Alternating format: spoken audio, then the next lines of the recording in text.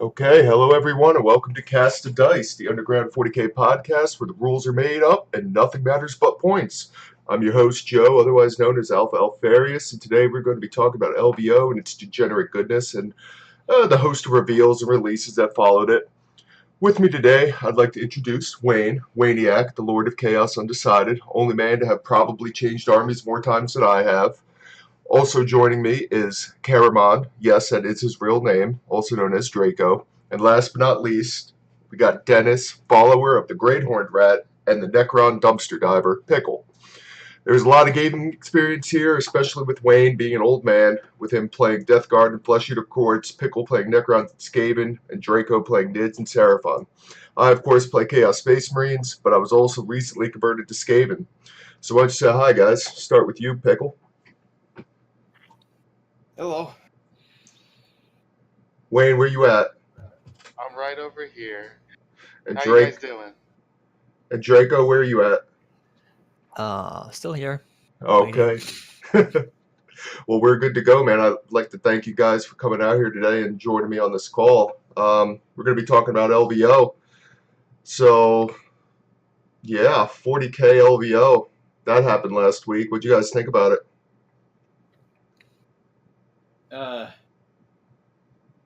I thought a lot of it's pretty good. Saw some things that I wasn't expecting. Saw a lot of things that I was expecting. That's the way it goes. What were the things you weren't expecting that you saw? As far as reveals are going, I was not expecting endless spells from Korn. And as far as results, a lot of the Age of Sigmar results were pretty expected. Flesh Eater Course was kind of a surprise. We'll probably go into that a little bit more later. So, as far as 40K, nothing really unexpected from those results. Yeah. I mean, you could have predicted it. Thrown on the dartboard, and 9 out of 10 is Castellan. So, there you go. Yeah, unfortunately, 40K seems to be in a bit of a spot, a bit of a meta rut right now. I know you were about to say something, Wayne. What did you think? Yeah, I mean, it's obvious that the Castellan is a problem. And I know people were saying it should have gotten nerfed in Chapter Approved, and it didn't. So I'm hoping something happens in the Spring FAQ. You know, a lot of people I heard talking about that. A lot of people are hoping for the same thing. I'm feeling kind of weird about a Castellan nerf only because outside of allies, like just within the Guard Codex, I don't feel the Castellan is really that bad. I feel like nerfing it would only nerf pure Knight armies. It's like in order to nerf Guard, you have to nerf Knights, which doesn't make sense. And I feel like that's a big corner that kind of 40K has kind of written itself into right now. You've got all these armies that are intermingling, and in order to nerf one, you have to nerf another one, and it shouldn't be like that. But with the Castellan being so dominant in LVO, I guess I can't really see a way around it with the rules that are currently in place. I don't know. What do you think, Draco? Well, I don't remember, but I think like nearly every Imperialist had one in it. Wasn't it something like that? Or every like 8 out of 10, something like that. So he's prevalent. He's good. I think he's somewhat undercosted for his performance. Yeah. But, yeah. I mean, I could agree with a small points bump to him. I mean, he appeared in somewhat of, I think the number was roughly 60% of lists in LVO. Pretty much any Imperium list pretty much had him in it. None of them were pure Knights, obviously. They were all mixes of everything else. I don't know. With it being out right now, I think, what was it? Three were some mixture of Imperium and Knight Castellan. 3 were some form of Eldari, Nari, and then we had 2 outliers in the top 8. Is that correct? Yeah, sounds right. Sounds about right. Yeah. So, yeah, something's got to be done about it to shake up the meta a little bit, because I don't feel like a single unit should have that much power to warp an entire meta around it. it's a little outrageous, and I don't really know how to do it without nerfing knights, without to nerf guard. I don't know. What do you think, Wayne? I mean, I think the underlying problem is soup, but the Castellan is too good for what it does. The 3++ save, the fact that it's, 600 some odd points, and Yeah. if you don't have something to kill it, it's going to wipe the floor with you. No, that's not good for any sort of meta. Yeah. I'd have to agree. The only problem is, I don't know, can any of you guys think of a way to properly do this without ruining knights as an army? A lot of the problem with the Castellan is that there's a number of factors that go into why it's so dominant. The first is that it has just the raw firepower. So Yeah. you have this huge target. That's something that shouldn't be changed. That's what knights do. That's their thing. Yeah. The second is that you have this giant Lord of War, right? And almost every single anti-tank weapon is designed to take down high saves by having a bunch of AP, and then they have a bunch of damage, and then it has the 3++ save with the rotate iron shields. Mm-hmm. And that stratagem is bought and paid for by the Imperial Guard detachments. Yep. I don't think that this alone is what breaks it, but you get the iron shields, right? And then you have this knight with a 3++ and has a bunch of wounds. You can still take that down, but then the real problem is that you have two more stratagems. Their names, the particular names escape me. I don't have the codex right in front of me, but you can get a knight to fight at full wounds, even no matter what wounds it's at, and you can have a knight revive with low runes after it's dead. Wait, so what? that means if you don't kill the knight in one turn, it's like you didn't kill it at all, and then they're going to get first strike on you. And that's House Raven, I think, that lets it do all that, because they take House Raven for the reroll ones. No, House Raven, was that the one with the ignore heavies? No, not ignore heavies. Make heavies count as assault weapons when they run, I think. Is that what that one was? I think Yeah, that and was they Raven. ignore assault the penalties for the run, so they can fire heavy weapons after running at full ballistic skill. I think that was House Raven. Okay, I thought that was Crast, but I'm not 100% sure. I wish I played Knights. Honestly, I wish I played Knights, because then I wouldn't have to move so many models, but I hate moving cultists. Yeah, that one's Raven, because there was some drama about misremembering it at one of the tables. Mm-hmm. Okay. So, yeah, like Pickle said, essentially there's a whole lot of factors that go into it. Do you nerf one? Do you nerf all of them? How do you nerf them? It's a problem that GW is going to have to figure out, or else the Castellan lists are going to continue to dominate these big-time tournaments. The overall balance of the meta at the top seems very scarce. It's usually either Guard or Castellan, or it's some form of Eldari. Usually you've got a Tau list that creeps in every now and again. There's always that one-off Tau list. But one list in particular I would like to talk about is the Astartes list that happened to make top 8. How do you feel about that one, Pickle? That one was a bit of a surprise as far as I'm concerned. Let me see. I'm trying to pick that one up right now. I have a lot of lists open. Here we go.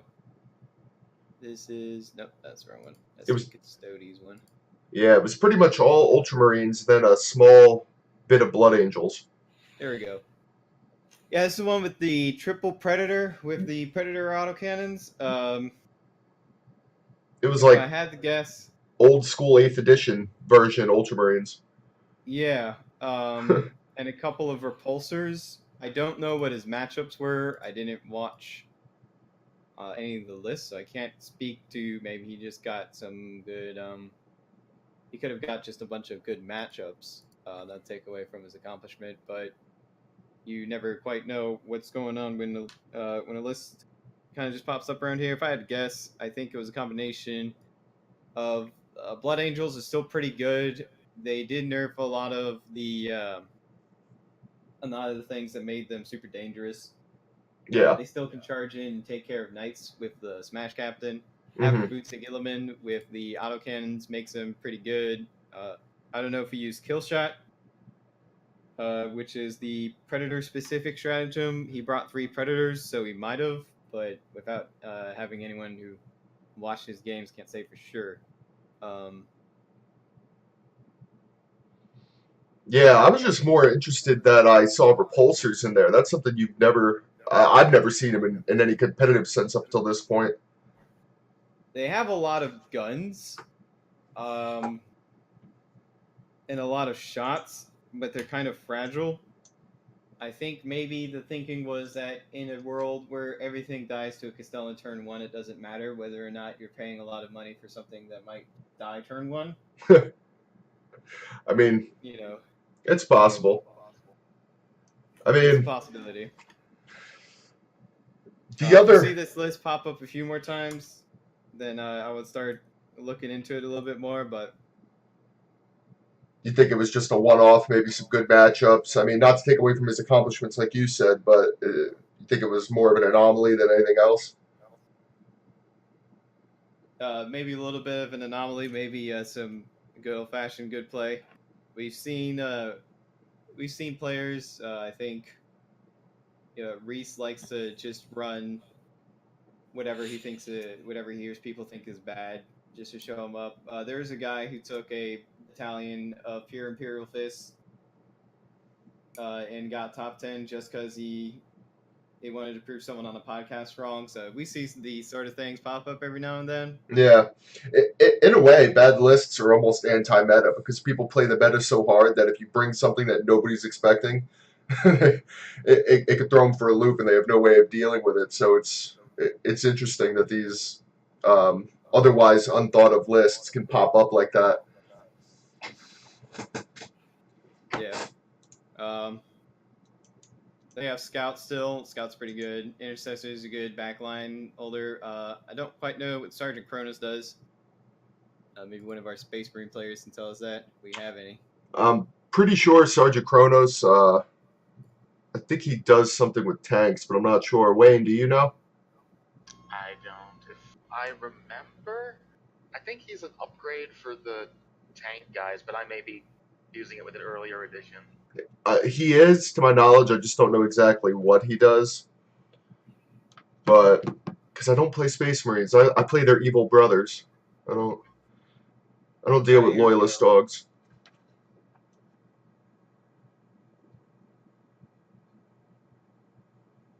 You looking it up? In command.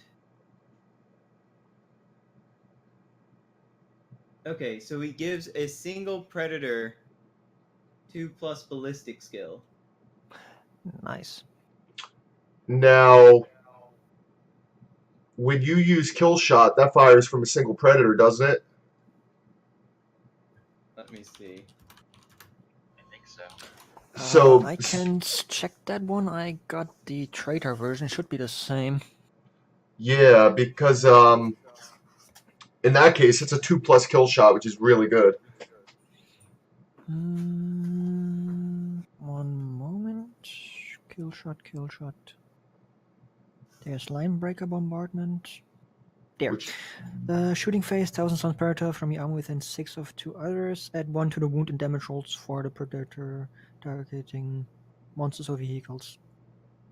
Okay, so yeah, it's fired from. You just give it to the one you're doing kill shot from, and all of a sudden that Predator's doing a lot better. Yeah. That's the Predator autocannon shoots pretty good.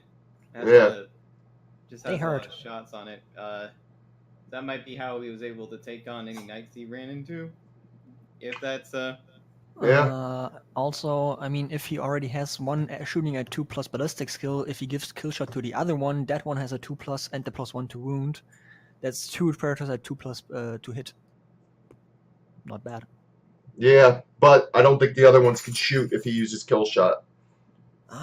Didn't say they couldn't, so might be a difference in legions because I just got the traitor one, but yeah, maybe, huh? Yeah, that's interesting. He has Grillyman in there too, so reroll everything for his Ultramarines. Yeah. So really, the 2+ is like practically redundant at that point, but still, it definitely doesn't hurt. I mean, it's. I think it's reroll everything, both hit and wound within 6 inches, and reroll once to hit and wound within 12 of him, or something like that. So he just has basically a really, really big, mean, nasty gun line. Yeah. Right there. Yeah. All right. It adds 1 to wound and damage for all his attacks against monsters and vehicles. Has to be within 6 inches of 2 other predators from the same chapter. So he'll have a predator autocannon and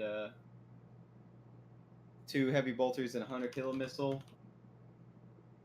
Hitting on 2+, and they got +1 to wound. So that strength 7 is wounding on a 4, and that's rerolling with Gilliman. Yep. Yeah. That's pretty That good. Nasty. Imagine if Chaos had a version of that, and then they could use Veterans of the Long War. Oh man, that'd be nice. Yeah. Chaos version of Killshot is just taking cultists. It's the same, basically, yeah. Yeah, but the Predator is a bunch of cultists. Yeah.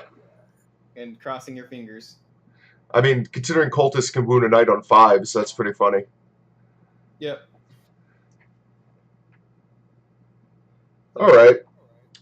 Well, LVO 40k side, nothing too surprising. The Age of Sigmar side, do you guys feel there was anything surprising on the Age of Sigmar side? Yes. All right, Wayne. I would say both yes and no. I think that Flesh Eater Courts being #1 came as a surprise to a lot of people. But if you think about it, they do fit in pretty nicely into the meta. They have a lot of models, a lot of anti-horde and summoning, which is sort of the holy trinity of what you would need in this current meta. Yeah. What do you think, Wayne? Because you were about to speak up. Yeah, no, I would agree. I mean, it's not something you normally see in tournaments. So there was quite a lot of discussion on the Flesh Eater Courts Facebook group about it, because none of us expected it. Yeah. I didn't expect it at all. I thought Flesh Eater Courts are kind of hanging out. I wouldn't say bottom barrel, but I thought they were mid-tier at this point. But I guess the changes to summoning and the rules they got and everything the new chapter approved really propelled them forward. And now with the new book, they look like they're seeming to be pretty nuts. Yes, they do. Oh man, yeah, I was just at an event last night and Flesh Eater Courts ended up taking it. I was very surprised because they actually let the Flesh Eater Courts player use the new book, which I thought was a mistake.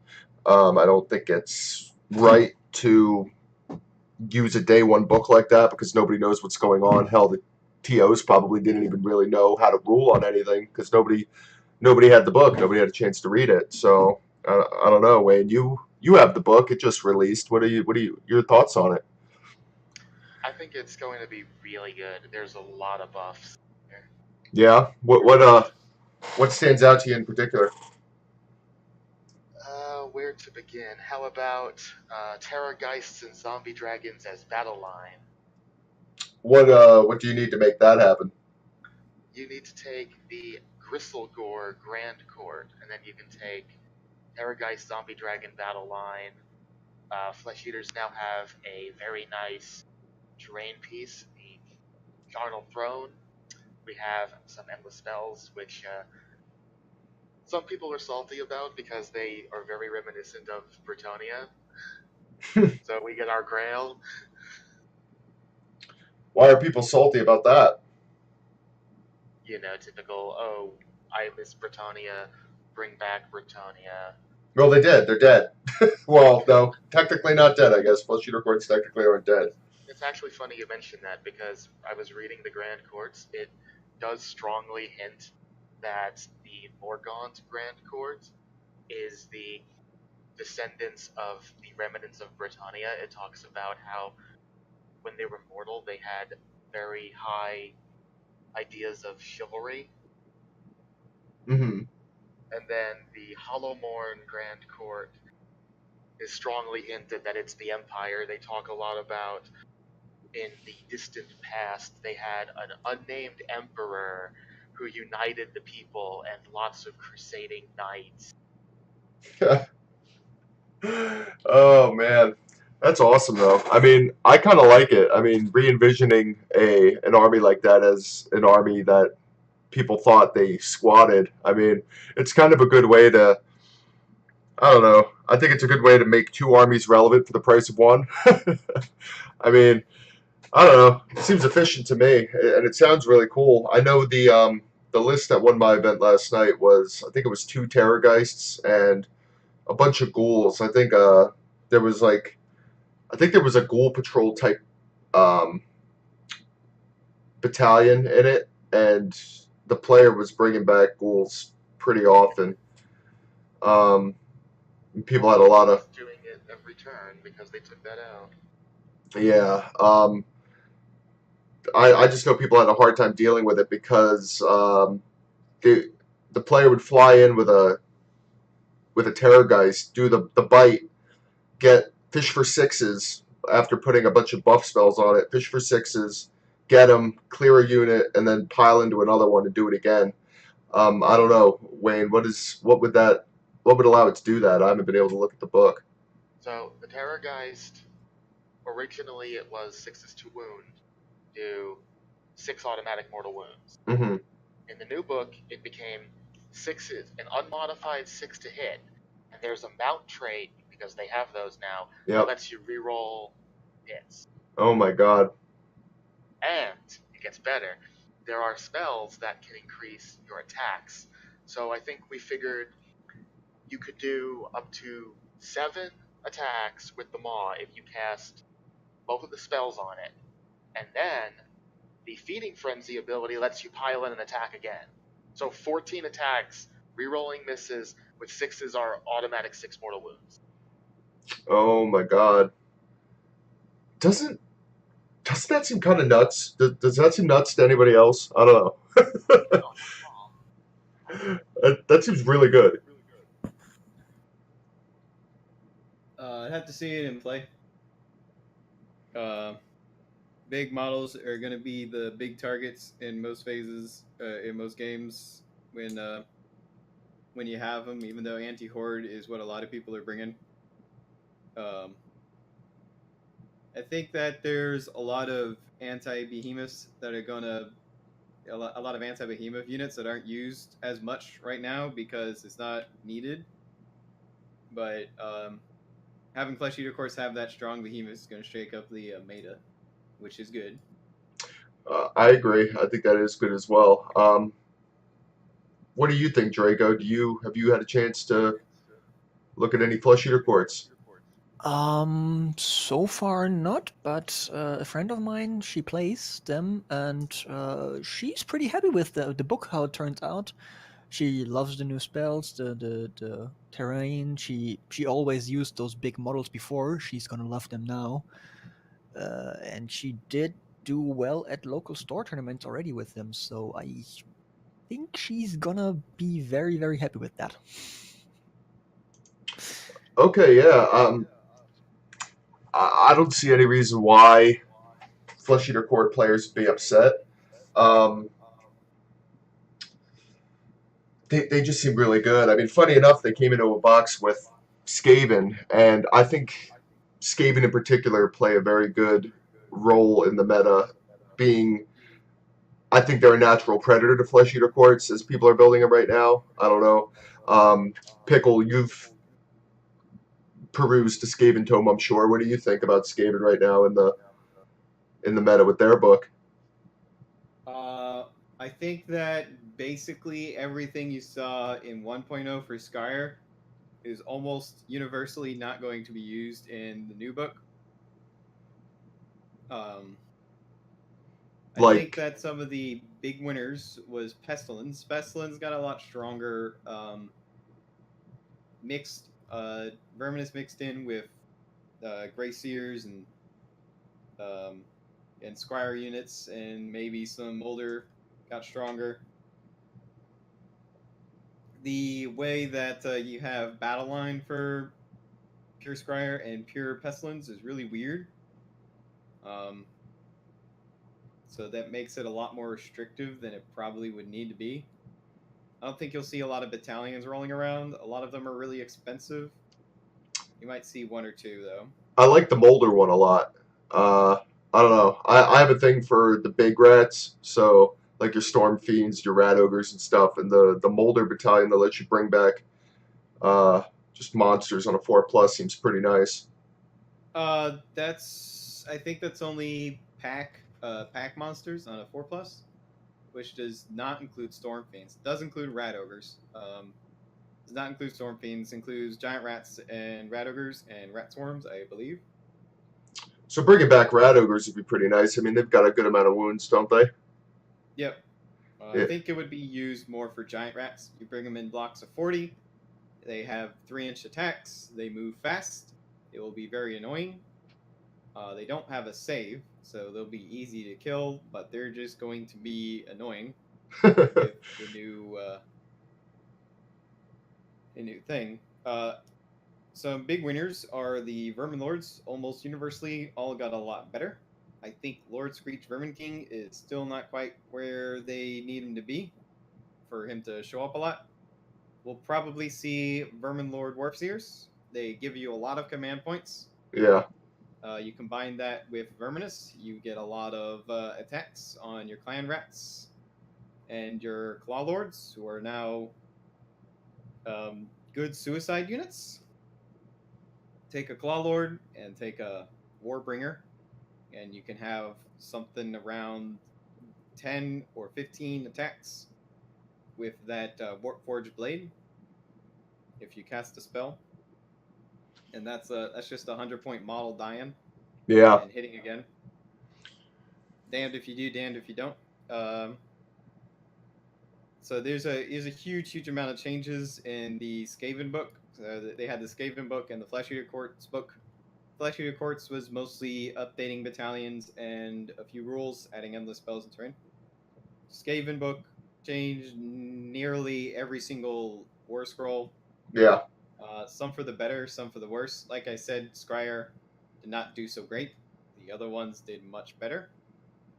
I still feel like things like Warp Lightning Cannons are going to be pretty good.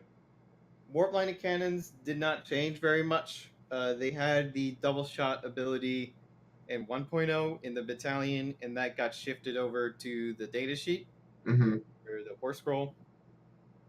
You can overcharge it if you have a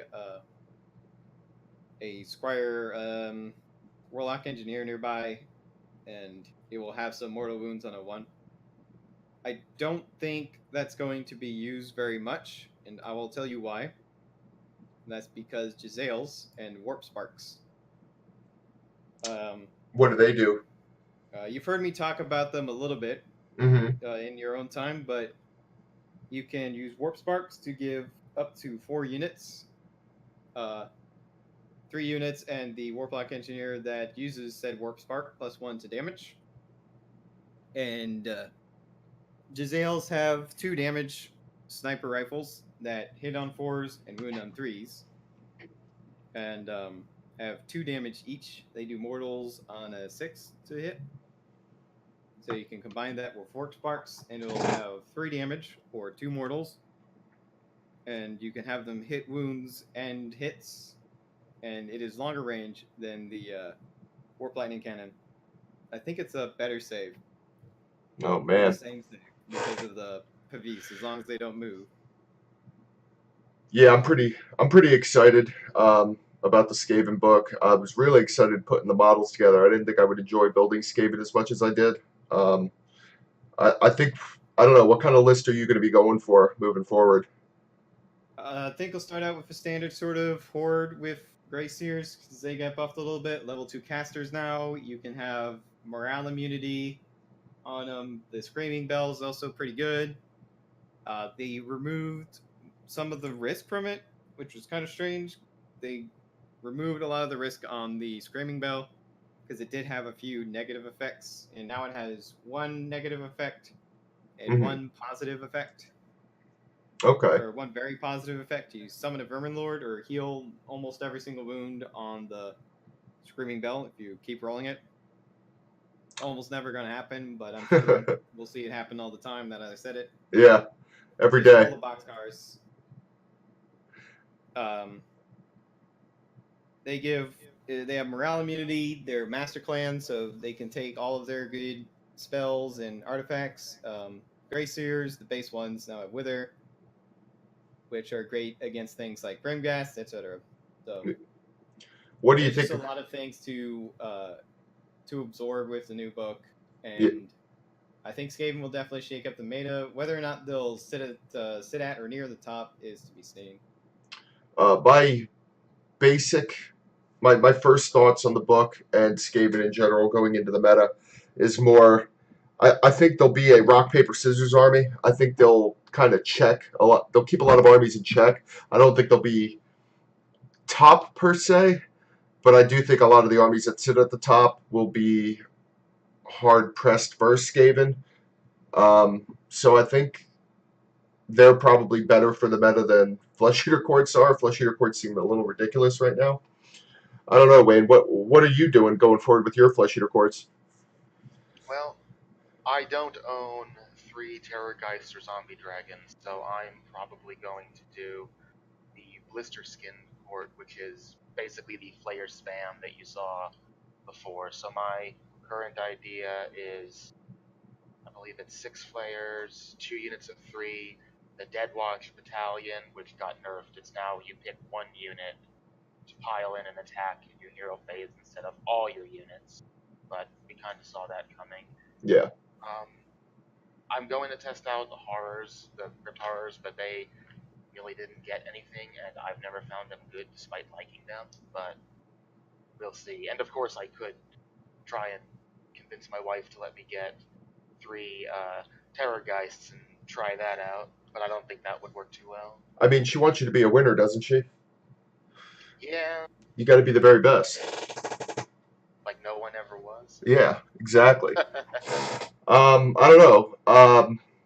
With your book, how do you feel about the the things they added, like your lores, your battle traits, and everything? I think they're fairly good. I mean, the battle traits are weird because if you pick a Grand Court, you don't get your normal delusion, but the Grand Court gives you a bonus. They give you something special, like the one I'm using, Blister Skin, gives you +2 movement, which is pretty good because it lets you get in combat quicker. Yeah. So essentially you're giving up a delusion to gain a permanent buff. Correct. Okay. The lore is okay. I haven't looked too much into it, but some of them are nice. They have one that lets you, your monster is treated as if it suffered no wounds. So if your abilities go down, you can ignore it for a turn. Great. So they're going to be the next Night Castellan.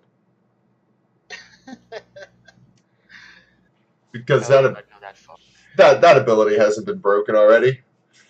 Luckily, we don't get time. Now, one thing, since I'm on the topic of Flesh Eater Courts, one thing I would like to discuss with you guys, and I would like your inputs on this, is mortal wounds in the game, in 40k, have always been, they've been seen as kind of an answer to invuln saves. They're a little rarer, and they're an answer to big, strong models that you otherwise wouldn't be able to deal with. In Age of Sigmar, where you're hard-pressed to find models with a 3-up save, and there's not really anything like an invuln save outside of Nighthaunt, why do you feel mortal wounds are so prevalent in this game? And do you think that's a good thing for Age of Sigmar? I'll start with Wayne. Well, in general, I don't think mortal wounds are good at all.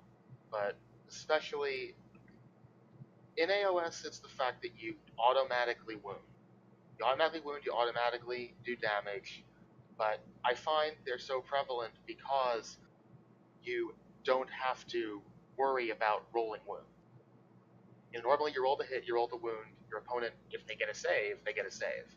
Mortal wounds let you ignore all that, so even though there's no invulnerable equivalent, or, there's nothing like that that lets you get a save against them, except like you said, their Nighthaunt have it, Flesh Eater Courts have their I ignored on 6. things like that. Yeah. I feel that as a concept they were nice, but there's way too many of them. They should be extremely rare. Like, I'm okay with spells having them because you don't get all the spells. Yeah. What about you, Draco? How do you feel about it? Well, I think the main issue is they just go clean through, and usually in amounts that kill 2 to 3 models instantly. So, outside of those few armies with a feel no pain, you just die. And then there's armies that specialize in them. Siege, for example. So the way I see it, either you up the amount of countermeasures, like give out a few more phenol paints with some form, either a buff spell or like an army trait, like Death has, though that would probably break the game short term because of Games Workshop's update speed. I don't think that they are going to reduce the amount of them because that would just flat out take some armies out of the game. Again, Siege, for example, they rely on their mortal wound output to win games. If they get reduced across the board, they just don't do much.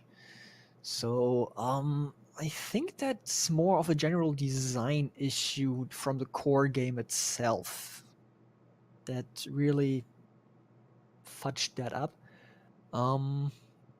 It's kind of hard to say how to balance that. They make sense in some cases. In some cases, they're just a cherry on top that really breaks it. Yeah, hard to say really. I think I would go with the feel no pain option, but yeah, that's just me. What about you, Pickle? All right, time for me to drop my hot take. I'm gonna say that we need more reliable sources of mortal wounds than we do currently.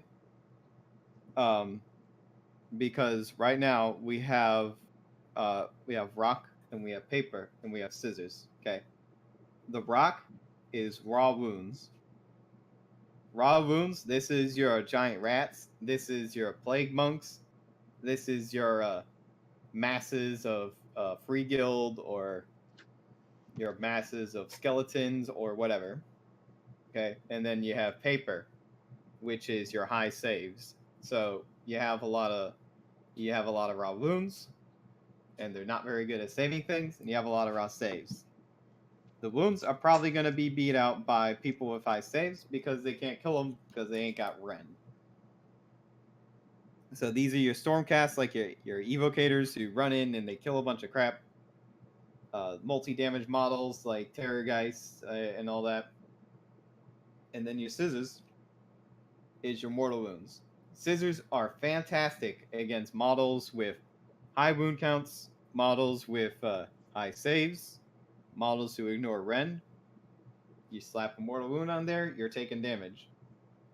Doing 6 mortal wounds to a bunch of Grimgas or to a bunch of Stormcast is way more valuable than doing 6 mortal wounds to a unit of 40 giant rats. So I think that if we have, instead of it messing with the amount of mortal wounds, which would just make it would make it so we don't have as much answers for elites. I think we just need more answers for hordes and more answers for regenerating hordes, because those two are the problems that we have as far as the game health goes, because Legion of the Gash is incredibly prevalent because they're just able to spawn 30 Grimgas every turn from their grave sites as long as their heroes are up. So if you had a way to take care of those heroes, that wouldn't be as much as a problem. Or you can reduce the amount of mortal wounds, and then we have just this. It doesn't really do much to counter the main problem with Armada at the moment. That might change with the new tomes coming out, Khorne, Flesh-Eater, Courts, and Skaven. But that I'm calling them how I seen them. I think we need more reliable mortal wounds, and more reliable ways to take care of hordes rather than just sort of shrugging. Now they're going a little bit in the right direction with some of the endless spells, where you get 5+ mortal wounds against every model in a unit, or something like that. Yeah. So bad against multi wounds, good against giant hordes. The new warp flames from Skaven is sort of the same thing. I think the range might be a little bit too short. I really hope we don't end up seeing what we saw towards the end of 7th edition and 40k, where we have a bunch of people who painstakingly spread out everything so that you don't get hit by warp flamers. Yeah. The inches for melee attacks might help with some of that. But then again, if your job is just to tie up the anti-horde thing, then you're going to want to scatter. Yeah, I agree with a lot of the things you said. I think mortal wounds do have a place for targeting the more elite things, like you said. However, my issue comes in that I feel like they take away an aspect of the game. They stop you from rolling dice, and at its core, this game is a dice rolling game. I feel like there's too many aspects of the game that ignore phases of the game, and that makes for an unfun experience in my opinion. Saves aren't that good across the board in the game. I mean, you're hard pressed to get to a 3+ save. Most things sit around at a 4+ save. Things like Nagash and stuff, they're nowhere near as hard to kill as some of the big time things in 40k. A lot of times, the quantity of attacks will get through on a lot of these things. Maybe if Rend is also rare, though. I mean, I'll say Rend is also kind of rare in the game. Rend is way more abundant in 40k, and it's not really too abundant here. Maybe if Rend 1 was a little more, at least a Rend of 1 was a little more available, it might stem the need for mortal wound output. Now, you bring up the Grim Gasks and Legions of Nagash. I mean, Legions of Nagash is sitting on like an upwards of 70% win rate in its games. So you're right in that it wouldn't fix that army because Rend wouldn't do anything versus the Grimghasts. So there's obviously one problem army, but it just kind of sucks to, especially when you get double turned, it just kind of sucks to sit there and not get to roll dice and just have a person have you remove models due to mortal wounds. I don't know. I think it sucks just as much when you, like, I've been on the giving end of this. I surrounded my opponent with 60 clan rats, and then I double turned them, and then they're eating 240 attacks. The end result is the same. They're removing models. It just takes far longer for me to roll 240 dice than it took for me to roll a couple of mortal wounds. Yeah, but rolling dice is part of the game. I mean, rolling dice is part of the game, and so is strategy. And if you take away the strategy aspect, that there isn't really a counter for elites and big monsters other than just sort of throwing a bunch of attacks at it and hoping it sticks. Because every time you take away some mortal wound output, it'll drive up the value of high rend attacks, and it'll drive up the value of other mortal wound outputs. If we removed every single source of mortal wounds in the game, then we just see a bunch of high wound, high save models that can regenerate. I'm thinking of an army that does this. They very high saves, like 3+ save rolling ones, and can regenerate on a 6. That's very annoying to deal with if you don't have any source of mortal wounds or high rend. If we start plinking away at mortal wounds, then that becomes a huge problem, especially if the mortal wounds can't target characters. I think people should be punished for having their characters out of let's see, what is it? Out of position. I think there should be ways to snipe out characters. More units like Giselles would be nice. So yeah. And also more ways to protect your characters from units like Giselles, so then you just aren't shut off from 5-6 of the board because he put some Giselles on the other side of the map. Yeah. Now having the faction terrain is ironically a good thing against this, because unless your character is Nagash, in which case you have no sympathy for me if you get sniped by Giselles, then you're going to be protected by your terrain most likely. Yeah. Flesh Eater Courts, ironically, their terrain does not help because they have to sit on this throne that's 30 feet up, which is practically screaming, shoot me. But you get free units, so. Now, what if the availability of Rend went up a little more? I think the availability of Rend, we'd run into the same problem we had with 40k, in that low Rend units suffer more than, or low save units suffer more than high save units.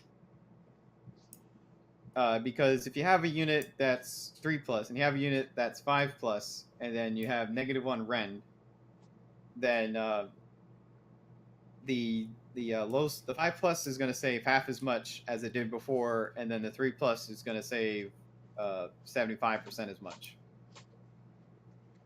Yeah.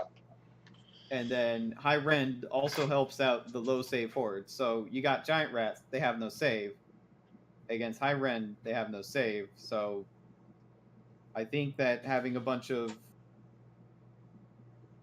the problems we have are a bunch of hordes that don't really care about damage, because of regeneration or some other factor.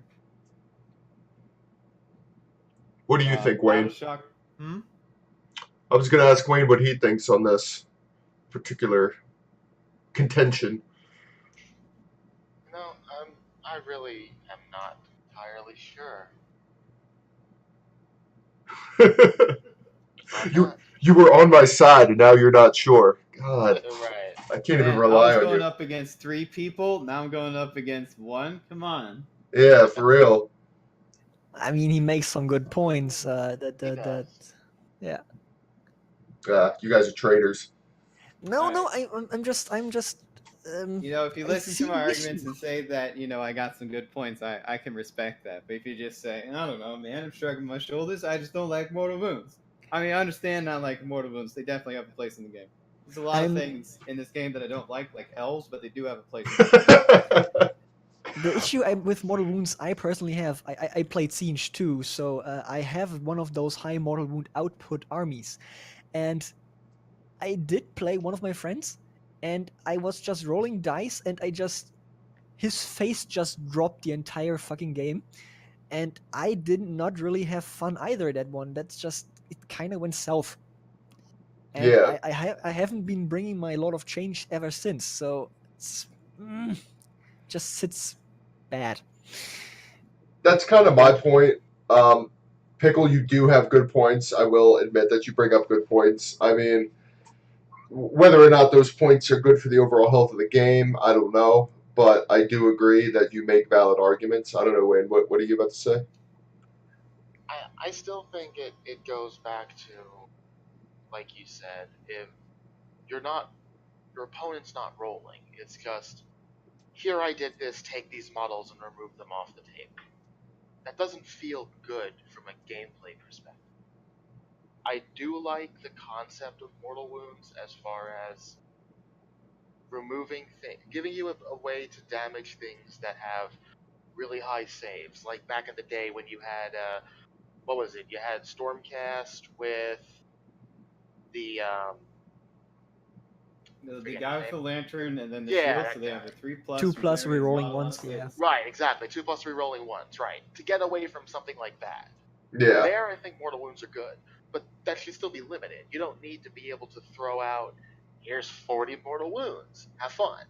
I used to play Khorne. I remember the days back before the nerf when I could just drop a 30-man unit of Bloodletters, and I'm doing Mortal Wounds with a 3+ for every hit.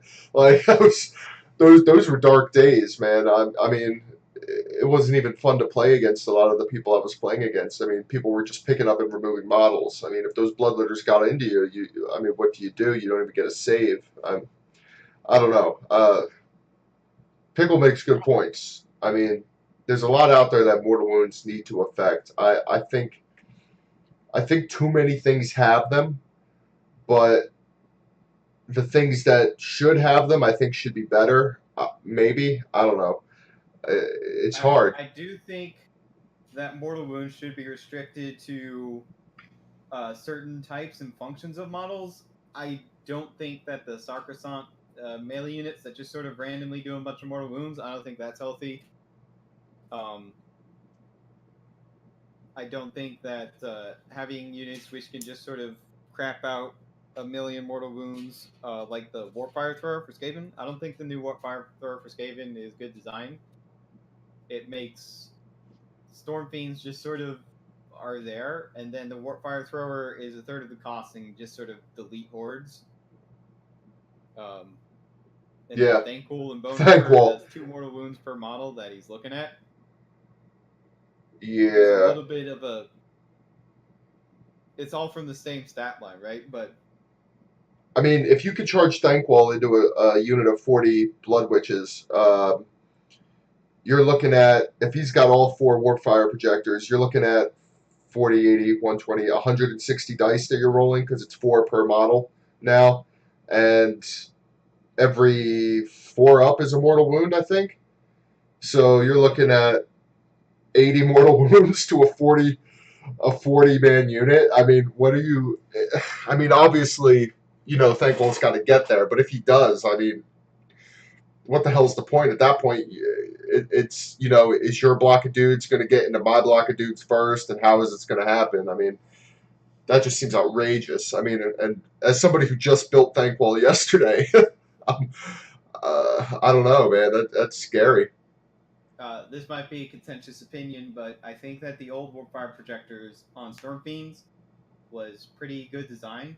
I think that where it failed was when they let you deep strike within 3 inches of everyone for no downside, basically. So I think that having the 2d3 mortal wounds is fine. I think having 3 of them per unit is fine. I think there should be a way to screen them out from deep strike, and I also think there should be a way for them to deep strike and shoot their flamers at you. So you can have them crash into a bunch of horde units and you take no damage, or you failed on a fundamental level and they can deep strike onto your heroes, or the Scryer player played well and got to your heroes. But yeah, as it stands, you just don't take them. You take something else. You take 40 clan rats and just shit post across the map. Yeah, and then for everyone that dies, you cast a spell on it, and then every time they die in mass, they can pile in an attack, which is really nice. I think Storm Fiends still kind of have a place. I mean, I built mine more melee oriented though. I think I'm also going to run them in a unit of 6 rather than 3, and there's pretty much just going to be 1 of every weapon in the unit, and then 1 grinder fist to deep strike them 9 inches away from something and try to delete it. I mean, I don't know. They're also clan molder, so if you run them in a molder sense, you can. I'm pretty sure molder has a way to give them like D3 extra wounds, so they can become pretty dang tanky if you're using them as a kind of a shock unit like that. They don't really need to rely on the Warpfire projectors anymore. They can definitely be a bruiser in the middle of the field, I feel like, at this point, especially with Molder and all the things they can do to if you're buff going them. for a bruiser, you can just get a Hell Pit Abomination. Which I do have one of those as well. Yeah. Well, and the Hell Pit Abomination also can revive itself on a 5. which is pretty good. It also has the Wall of Flesh, which does absurd amounts of mortal wounds. Again. What was that, Draco? I think the Wall of Flesh is pretty good. I was just gonna ask if it still turns into a bunch of reds if it fails that 5+ revival. It doesn't. It does mortal wounds to everything around it. I don't think it turns into rats. Ah, damn! They had that in fantasy back then. That was fun. Yep. That does sound awesome. I wish it still did that. I don't know, Wayne. How do you feel about the rats? They're rats. No, I mean I'm glad that Skaven got a tome because they really did need one. As far as how they are, the last time I looked at Skaven was 1998, something like that. God, you're old. So yeah, so they seem pretty good. I'm excited to build them. Honestly, I've got like 40 clan rats, 20 storm vermin, a Hellpit abomination, some Jezzails, a bunch of other random stuff, and then 2 halves of the new box set and Thankwall. So I'm ready to go. I think I'm going to be leaning more towards like an elite style Skaven list though, just because I don't feel like moving around 40 clan rats. But I'm sure that'll probably change after I get my ass kicked a few times. Tell me how that works because Storm Vermin look awesome, and the one of the Warbringer or the not the Warbringer, that's the type. The one of the Vermin Lords look good. I remember if it's the Warbringer or the weird one with like half his face gone. I think that's the character. Whatever, he looked awesome. That's all I know. That's the Corruptor. Vermin Lord Corruptor, Vermin Lord Warbringer, and Vermin Lord Warpseer all look great. Yeah, I do like all of them. They look pretty. You can get the double Feel No Pain on the Warpseer, and it gives you a bunch of command points, which is nice. Warbringer can just give you the Death Frenzy on your heroes and your units, and has pretty good attacks, which is also nice. You do have some choices. Corruptor has the spell that's basically the Warp Flamer, but it just sort of hits the whole unit. I do think that they'll be pretty strong, but I do think that the current people who are playing Skaven at a competitive level, if they weren't playing Pestilence, then they are probably going to have to rebuild their entire army, which is a damn shame. Yeah, that is a shame because I don't feel like playing Pestilence. I'm so sick of Nurgle. Very targeted, because you would take the battalion, you take Storm Fiends, and you take the Warlock Engineers, and all of those got changed significantly. Yeah. The new guy's pretty good. I like the new guy that comes in the box with the rocket launcher. I'm going to overcharge that thing every day. Every time I play, every shot I take, it's getting overcharged. True Skaven right there. You can use a spell to have it reroll hits and wounds, so that's a bit better. Yeah. Speaking of Storm Fiends, they kind of segue into the next thing I'd like to talk about pretty well, mostly because the things I want to talk about look almost exactly like them. At LVO, we got to see a lot of reveals come out of there. Obviously, there were some Age of Sigmar ones, and of course, there were some 40k ones. I'd like to start with the 40k ones, and the Storm Fiends kind of segue me into the Obliterators that they showed off there. The poses were very similar. The first thing I immediately thought of was Storm Fiends. So, yeah, new Chaos on the horizon, guys. Wayne, you're a fellow Chaos player. How do you feel about the new reveals for Chaos? I am very, very excited about that. Yeah, I know you're playing Death Guard right now, but I know you were thinking about playing Black Legion at some point. If they get updated rules, for me, the biggest thing is, are they going to be good? I've spent many years wanting Chaos to be good, and without waxing too much about the olden days, there was one time when that was the case. I know Harkin just came out, and he was a powerhouse, so I'm sure the new hero, the Sorcerer, coming out should be just as good, right? I mean, GW's already shown me that they can make Chaos heroes useful. Can't be worse. Yeah, honestly, as a Chaos player, I'm overjoyed. I mean, I've been wanting a new Chaos Marine kit for, God, since I've started playing. They look amazing. I love the helmets. you can kind of pick out the pieces of Heresy era armor on them now, which I really enjoy.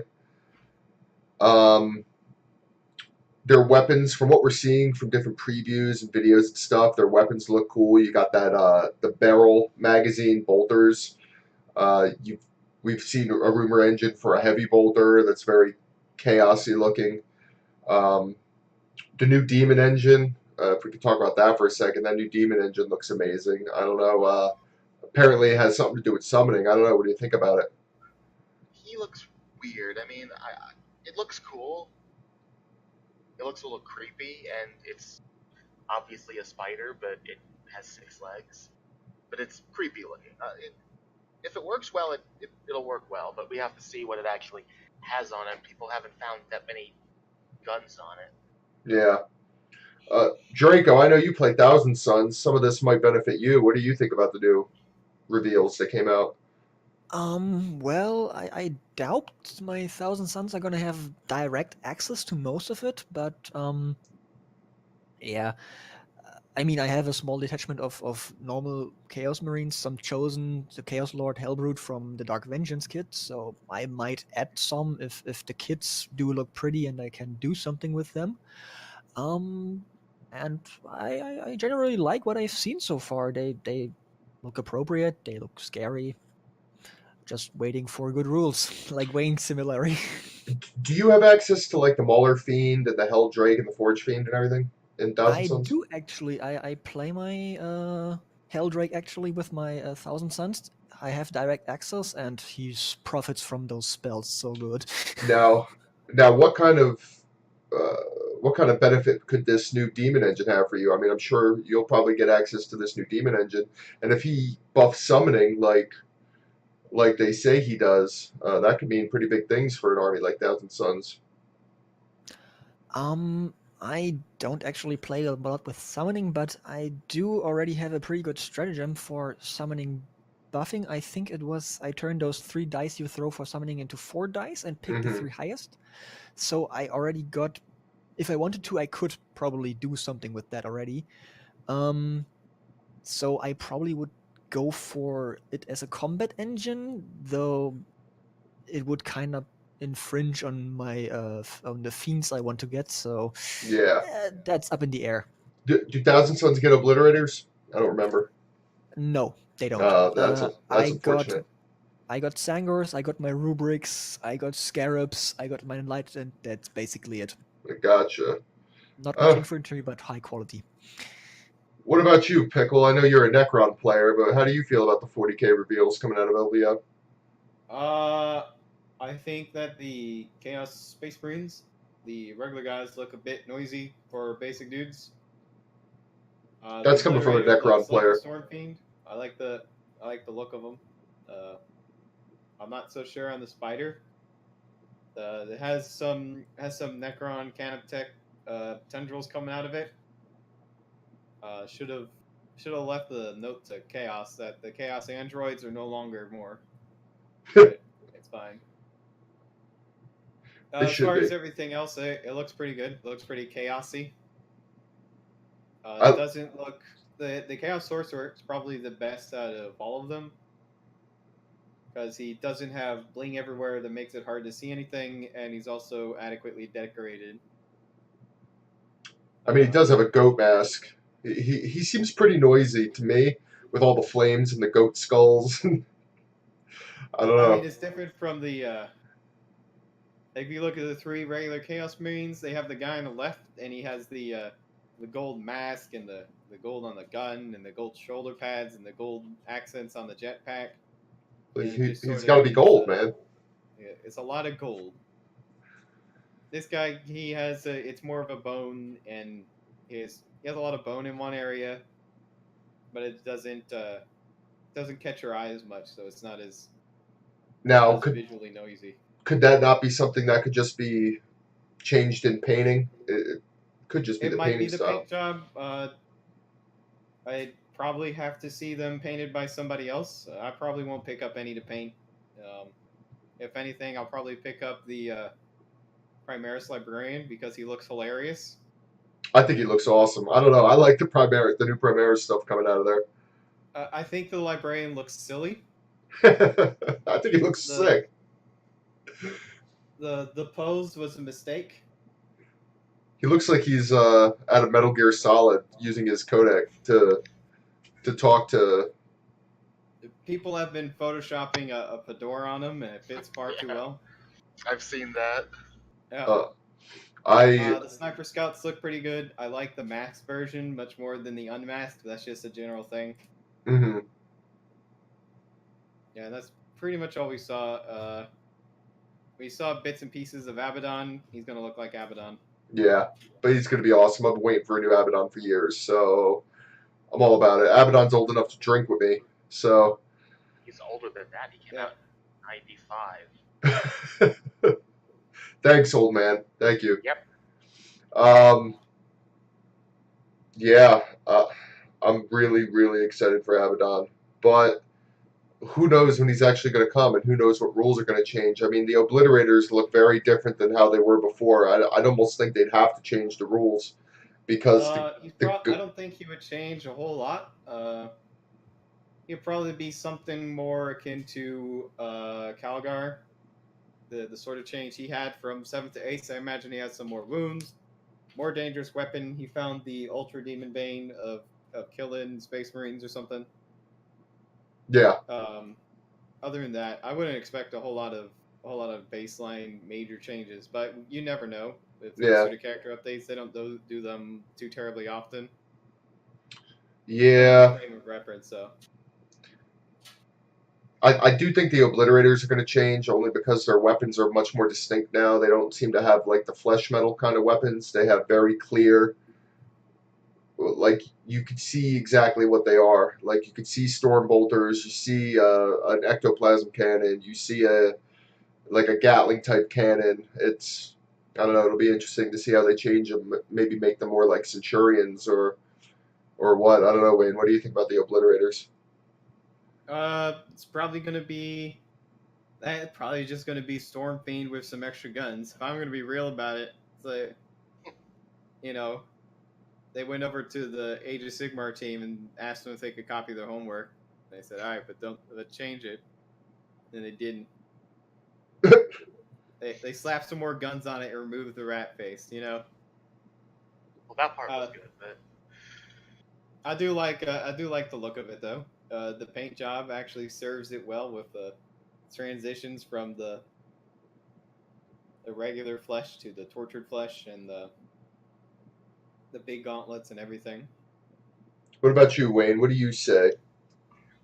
I like them, but I've seen 2 versions of the Obliterators. These ones look the best. As far as the rules go, I don't actually know. I could see them making the case that the flesh metal weapons represent them changing the form of it. But I could also see, like you said, the weapons are actually more prominent now than just random assortment of guns.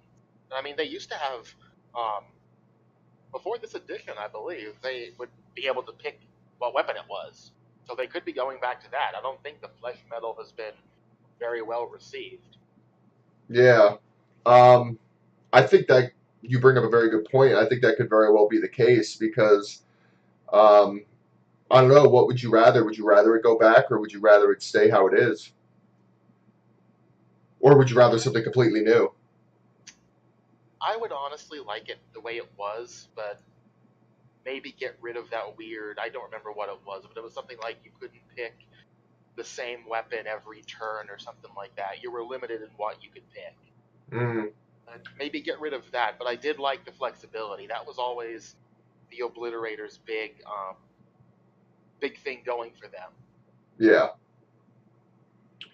Well, the other thing coming out of LVO on the Age of Sigmar side of things, jumping from one chaos to another, it looks like Blades of Corn is getting another book. I used to play Blades of Corn. Unfortunately, I do not anymore. But I don't know. I was very, very surprised to see that they were getting a new book already because they didn't. I mean, Blades of Corn does relatively well in the competitive scene too, so I didn't really think there was any need to update them. I don't know, Pickle. What do you think about them getting a book so soon? Do you think it was needed? They kind of needed an update because they had a very large collection of erratas and facts. I'm not sure if I personally would have done it over a lot of other things. Dispossess, Seraphim, etc. Iron Jaws. Yep, but it is what it is. They have endless spells now, which is very silly, and I will not call it coronate phenomena. I'll call them endless spells. That's what they are. Oh, is that what they're trying to pass them off as? Yeah, they're just he's very angry. They're judgments of Khorne. Nice.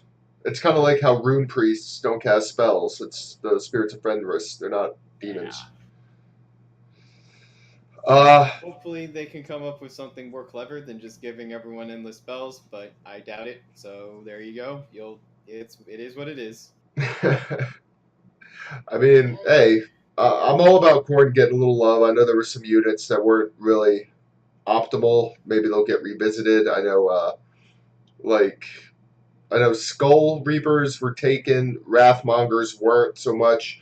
Khorne's got a whole bunch of awesome looking heroes that should see play. Hopefully they get some rules changes. Really, all you're taking is the Skull Priests, and you're taking the guy with the banner.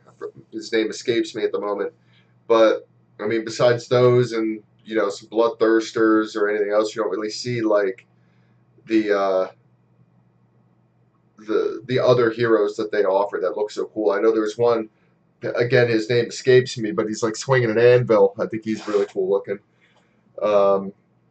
Yeah, hopefully more things can see play with the new book. I don't know. What do you think, Wayne? I don't really think they needed a book. At least not this soon. But I think Pickle's right. I have a friend who plays Blades of Khorne as his main army, and when I talked to him the other day, that's basically what he said, is they have apparently the most errata out of everything, so that's probably why they're redoing the book for them. Tzeentch would like to dispute that. Tzeentch doesn't count. Tzeentch needs the errata. Tzeentch wants the errata. That's all part of his strategy. Fair enough. Yeah, your opponent can't know what you're doing if you don't know what you're doing. That is true. That's a Skaven strategy. That's true. I mean, I feel like that could be said about a lot of armies. But, yeah, I feel like Skaven, it pretty much just reads like, we don't know where this is going to go, so you can't possibly know where this is going to go.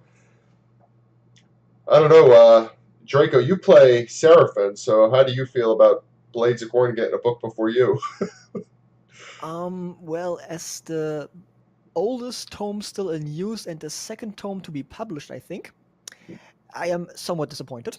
Yeah. I don't think they needed it quite yet. It's, as they said, good for overview, for general purpose. It's quite fine, but I think they were more pressing tomeless and even factions with tome that could have used it before them, and the endless spells are quite silly indeed. Yeah. The Seraphon tome, that doesn't have anything like warlord traits or anything in it, right? That's like the old style.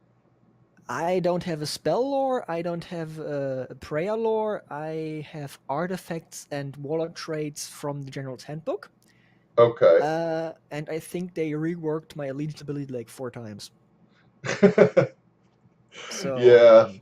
So you're pretty much just running out of General's Handbook, and your tome is pretty much useless. Pretty much, yeah. I need the General's Handbook for the Legions, I need the War Scrolls, and that's it. More is not there. Surprisingly, they do still run well, so they don't quite yet are in desperate needs of a new tome, like, for example, Iron Jaws are, because those do basically play the same all across the board for all players. Mm-hmm. Similar to Bone Splitters, they don't get played at all in competitive, as far as I know. Yeah. Yep. I know Age of Sigmar has been doing this thing, and it's kind of funny to watch. In the inception of the game, they took all the armies, split them up, And now, as they release these new tomes, they're taking all the splits they made and they're like jamming them back in. I know they did it with Legions of Nagash. They did it with Nighthaunt. It seems like they took Skaven and kind of mushed them all back into one cohesive force. What came out before? I know there was Gloomspite Gets. Gloomspite Gets. That was the one where they took like Spider Riders and all them and Troggoths and they mushed them all together into one tome too after having them split out for a while as well. I'm glad they're recombining certain armies again because it was very silly to have certain armies be separate when they only have like one or two models in them. So I'm glad they're kind of going back on that one. Yeah, I mean, as a former Blades of Corn player, I obviously I'm glad they're getting a book. I like Corn. I may pick back up my Corn again eventually. I just haven't had any interest in playing them in a while. But yeah, like you said, I felt there was more pressing tomes that needed release. But at the same token, I mean, Stormcast is on what? Like its sixth book now? Fourth. Three Fourth. tomes and one, what's it called again? Supplement or? Right, that one. One supplement and 3 books they had so far. Okay, so yeah, Stormcast has had 4 books now. So I guess if they want to update Corn real quick, sure. They definitely do need to start getting other books out. I wouldn't be surprised if we see Everchosen and Slaves of Darkness rolled into one. I wouldn't be surprised if we saw Bone Splitters and Iron Jaws rolled into an overarching orc book. I don't know. It'll be interesting going forward to see who's next in line. I'm sure it won't be long before we find out. I've heard rumors that the Light and Dark Elves is High Elves and the Dark Elves from Warhammer Fantasy just sort of merged into a book. Not as much new factions as old factions rebranded, so that might be another one or another 2. Really, they took the High Elves and Dark Elves and made them one book? That's just something I've been seeing around. I haven't really found anything conclusive on it, but that makes sense. Rather than having 6 elf factions. That would be interesting, actually. Having a mere 4. I know you said elves, you wish they weren't even around Age of Sigmar, so it's, that means a lot from you to say that they could get this book and have 4 factions exist within the game. Like I've been saying, it is what it is. Sometimes you just got to deal with things you don't like, right? Yeah, basically.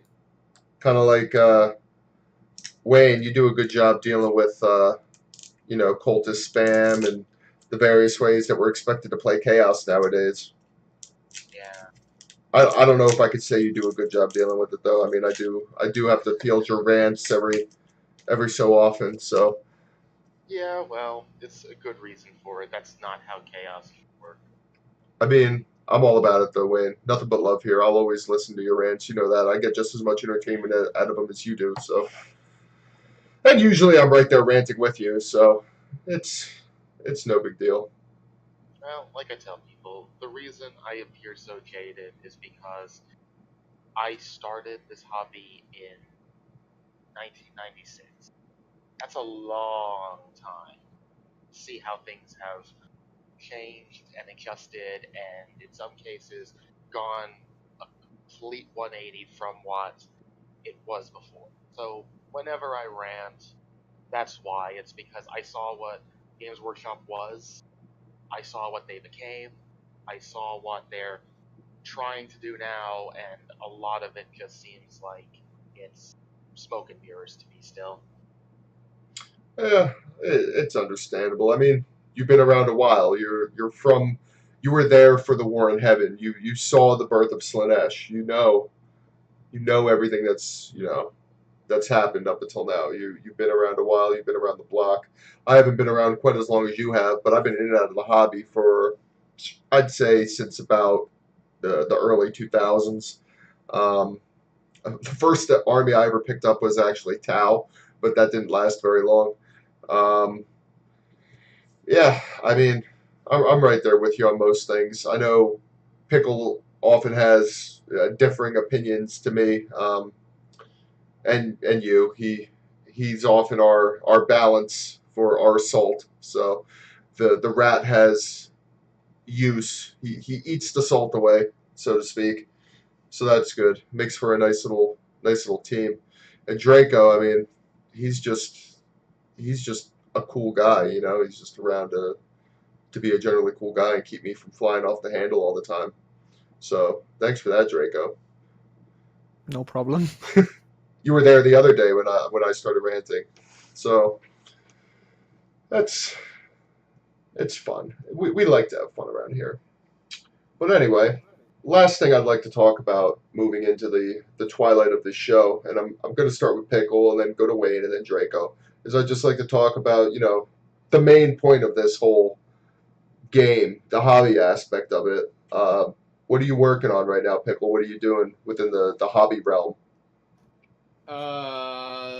More rats. I'm gonna base 35 rats whenever we're done with this. There was a just straight up giant rats. Never move on to some more, probably Giselles, so I can start sniping at heroes and stuff. So you're just going straight rats. I know there was a guy at the event I was at last night who had about 5 boxes of clan rats that he just bought, and he was chatting with me for a little bit about dreading having to put together all those clan rats. I feel for him. Luckily the clan rats I got were pre-built, so I don't even have to worry about that. So yeah, I'm mostly easy to build clan rats. I might get a box at some point just so I can have some variation in them. But it's also nice to have the rank and file style. I think that sometimes Age of Sigmar goes a little bit too ham on the dynamic, and you end up having untransportable and unusable in melee units because they're flying off that damn base, man. Like, I definitely agree with that. There are so many units that sometimes I look at them and I'm like, man, how the hell am I going to transport this thing? Like, witch elves are old. Let me like the spirit hosts. Spirit hosts are pretty good. They're pretty self-contained, and then the Banshee Harridans or the Grimghast, they have these long-ass scythes that reach out into the Netherrealm. Mm-hmm. I'm not trying to pull Slanesh out of her bindings whenever I'm piling in with Grimghast, What about you, Wayne? Where are you at in your hobby progress? Thinking what army to do next. What else? No, I'm just kidding. You're not kidding. Let's be real. You're not kidding. Well, to be perfectly honest, I'm actually seeing what I have for my flesh eaters because I have several boxes I haven't opened. And when I looked last, it was something like, I think, at least another 60 ghouls, 9 flayers, a Vargulf. I ordered the Abhorrent Archregent on eBay the other day. He should be here in a week or two. How much did that cost you? More than I wanted. It got up to 40, but that was about the limit because, that's about what big GW models cost. Yeah, they'd have costed you 35 anyway. Yeah. So I figure with tax and everything, it was like $1 for shipping, $1.25 for shipping. So I'm like, well, with tax, I'd end up paying 40 anyway. Yeah. So that's pretty. That. What else am I doing? Sorry, I have a few things I'm doing. Considering going back to my Tyranids and assembling some stuff I have for them. Nice. I have 2 Puscoil Blight Lords for my Maggot Kin and Nurgle that need to be assembled too. You're all over the place, man. Yeah, pretty much. You need to pick an army. You should be what I want to do. You and me should both just play Chaos Demons and just use that one army for both games and save ourselves a lot of money and a lot of heartache and a lot of trouble. We never have to go through this. You strict Waniac to just Chaos Demons, he's going to pick Skaven because he has to be different, He's going to run nothing but Vermin Lords. Oh my god, and then he can't use them in 40k. The whole point is to be able to use them in both games, Wayne. Can't play Skaven. Are they on the same base as Demon Princes, or are they bigger? I think they're bigger. Damn. I think they're on the same base like the Lord of Change, so the kind of, I think the second to largest biggest base, round one. So what I'm hearing is we can look this up. one of each type. Rules designer's commentary. That is a good point. We could Oh, not guess, yeah. and instead there is something. Okay, so they're on 120 by 92. That's way big. So they're on the same base as like Bloodthirsters and Lord of Change. Nope. Herald, more like Burning Chariots of Zinch, or the Herald of Zinch and Burning Chariot.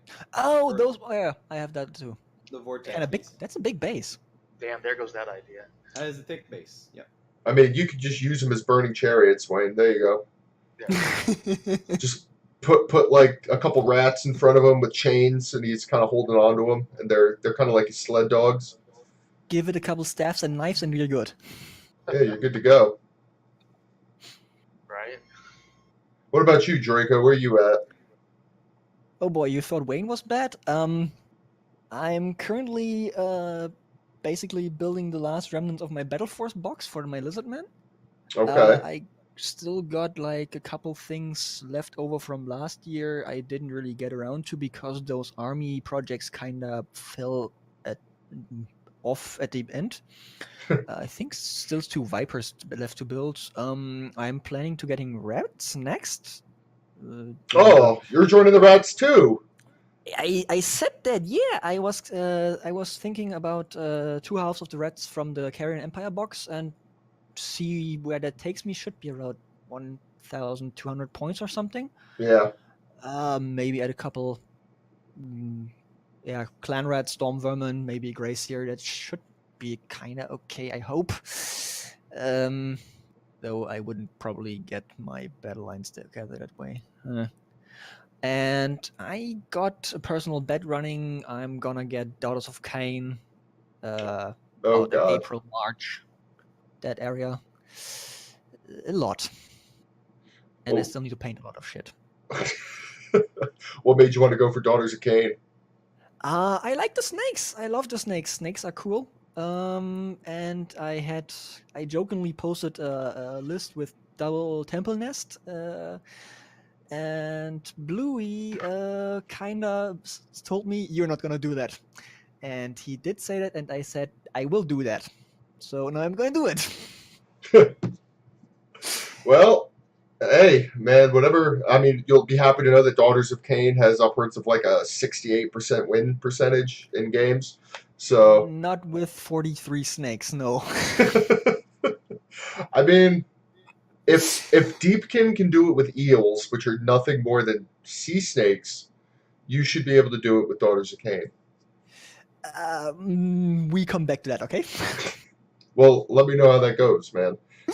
I will. And make sure I get pictures of that because I want to see all those snakes. Wayne, yeah. I would ask you for pictures, but they would show up and then they would change, and then I'd get pictures of something else, and then I can't keep up with you, man. Speaking of, could I do an army of all storm vermin?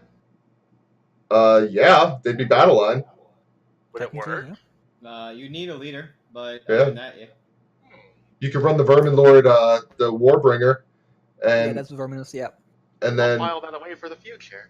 Yeah, nothing but storm. That honestly, not for nothing, but that would actually look freaking cool. That would be like what 280 storm vermin or something at 2k points. Yeah, that'd be a lot. A Warbringer, and you can. I know they have like Claw Lords now, so you can just bring a couple Claw Lords, the Warbringer, couple Doom Wheels, and then nothing but storm vermin. Oh my god, that'd be awesome. That'd be a lot of bodies. And they'd be hitting and wounding on 3s, I think, because if you take them in groups over 20, they get +1 to hit and wound. They get +3 + 2 + at 40. Oh, even better. So 3 + 2 +, their bravery would be, they'd get +2 for every 10 models in there. So 2, 4, 6, 8 for 40. So at least 11 with their base bravery, I think. Yeah. Keep a bell near them. They're fearless anyway. I mean, that would actually be pretty scary. I don't know. With enough support heroes, I think that's definitely doable, Wayne. We just made storm vermin models. We just made a 4th rat. I wouldn't go that far. No, we've done it. I may take Plague Monks in my Maggotkin. That counts, right? We have made a 4th rat. Let's just say yes. Take all the storm vermin, man. I support you. Hey, man. I'm all about that swarms. None of the lists I might build for 2K have less than 160 models. Oh my god. Yep. That's going to be the longest movement phase ever. I can't do that. I'm playing Molder. What I usually end up doing is I move the first line or I move the outside border, and then the rest of them just pile in afterwards. They just get pushed up. They're falling over. They're just in a pile. I usually am pretty good at keeping them on the base. You know, they're low center of gravity. Storm Vermin is a little bit harder to do that on, but the Clan Rat's pretty good about being pushed. Yeah. As a personal tip from a long-standing Tyranid player with like 80 Gaunts running around, I just grabbed them by a handful and dropped them somewhere else. Close enough. I mean, they got my Homogons got 8-inch movement, so whatever. I'm there. Yeah. I get there. Trust me. All right. Well, as far as I'm concerned, my Chaos project is on a strict hiatus until the new Chaos stuff comes out, obviously, because I'm going to be shifting over to Black Legion. So I haven't been working on any 40K stuff, really. I've been testing out different paint schemes on, like, I've got these couple broken Custodes models that have just been hanging around my house, and they've been the subjects of very cruel experiments with paint. So I've just been testing out different paint schemes on these poor Custodes, and they're all like clogged up with paint now. You can barely see the details, but I was at least able to, pick out some colors and stuff. As far as Age of Sigmar goes, I finally took a big jump in Age of Sigmar. Originally, I played as Blades of Corn, but I didn't really like it at the time, so I took a long break, and I finally jumped back in with Skaven. A good buddy of mine who was actually going to be on the show today, but he couldn't make it due to work. He's been hounding me to play Age of Sigmar, so I fell in love with the Storm Fiend models just as much as I fell in love with the new Obliterator models. So I was all about picking up some boxes of that new box set, and honestly, after building Thankwall and building them and enjoying it as much as I have, I really have enjoyed building these Skaven, which is where I'm at now. I'm going to be, probably as soon as I get off here, I'm going to get to work on building these two Warp Lightning cannons that I got. The rest of it's already built, and then it's just going to be painting. I think I'm going to paint my anything that's metal. I think I'm going to do in kind of an Iron Warrior scheme. I kind of want that dirty iron look, and I'm probably going to put hazard stripes on my Storm Fiends just because I think they look badass. Yeah, that's pretty much where I'm at with my hobby. Just rats now. It's all in on Age of Sigmar until I hear more word on 40K and the new Chaos stuff. I'm probably going to eventually paint up the rest of my Primaris so I can run them to annoy people at the store. Always a rat, even when playing 40K. I am petty enough to run a full Primaris Marine army just to annoy people who don't like Primaris Marines. Does that make me a good person? No. They work pretty well, though. I would do the same. I will probably do the same sometime. And as a double triple bonus, my paint scheme is very dividing. I think half people hate it, half people love it. So I had a pizza scheme, yeah. It's delicious. That's just it's just the icing on the cake. That what made you want to do that scheme?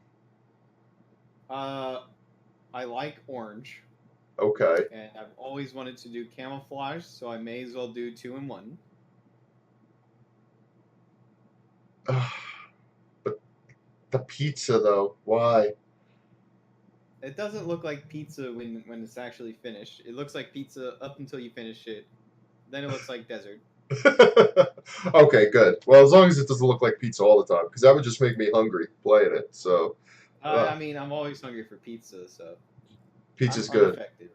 Pizza's good. I think I might actually get pizza after this too. Now that you reminded me. Yeah, I had a bachelor party, and then I had a third of the people cancel like the same day. Oh my god! A lot of leftover pizza. Well, I'll come over and eat it. I mean, I'm a little far away, but. All right. I mean, door will be open if it's still good by the time you get here. All right. Well, guys, I want to thank you very much for showing up with me today on this show. I'm going to love to have you guys back more often to talk about some more things.